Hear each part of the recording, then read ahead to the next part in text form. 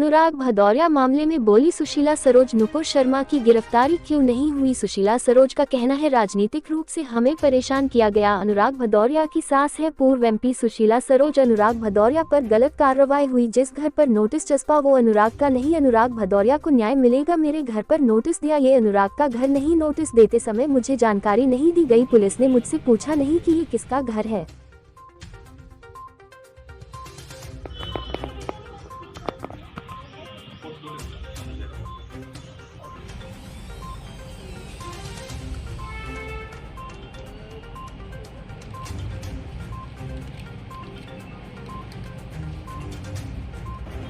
हाथ जोड़ करके माफी मांग लिया है। और आज तो मैं भी कह रही हूँ माननीय योगी जी से कि मैं गोरखपुर की बेटी हूँ, आपके मठ से 14 किलोमीटर की दूरी पर रहती हूँ और वहाँ पर पूर्वांचल में लोगों का जमान ऐसे ही फिसलती रहती है जो ब्रह्मलीन बाबा हो गए हैं। और आप जानते हो कि गोरखपुर के लोग भी किस तरह से नाम लेते हैं। तो इस तरह से आप एक बहन के नाते कम से कम हमारा वो दामाद है उसको क्षमा कर दीजिए। मैं आपके साथ दो बार लोकसभा में मेंबर भी रही हूँ, तो अगर आप क्षमा कर सकते हैं तो कर दें। समाजवादी पार्टी के होने के नाते आप क्षमा नहीं कर सकते हैं तो कोर्ट हमारा पक्ष रखेगी। और मुझे उम्मीद है कि कोर्ट जो है वहाँ पर हमारा पक्ष रखेगी और कोर्ट हमारी बात सुनेगी। इसी के साथ एक बात और कहना चाहती हूँ, बड़े जोरदार ढंग से कहना चाहती हूँ। 13 तारीख को FIR लिखी गई थी और 14 तारीख को पुलिस हमारे घर पर आ गई।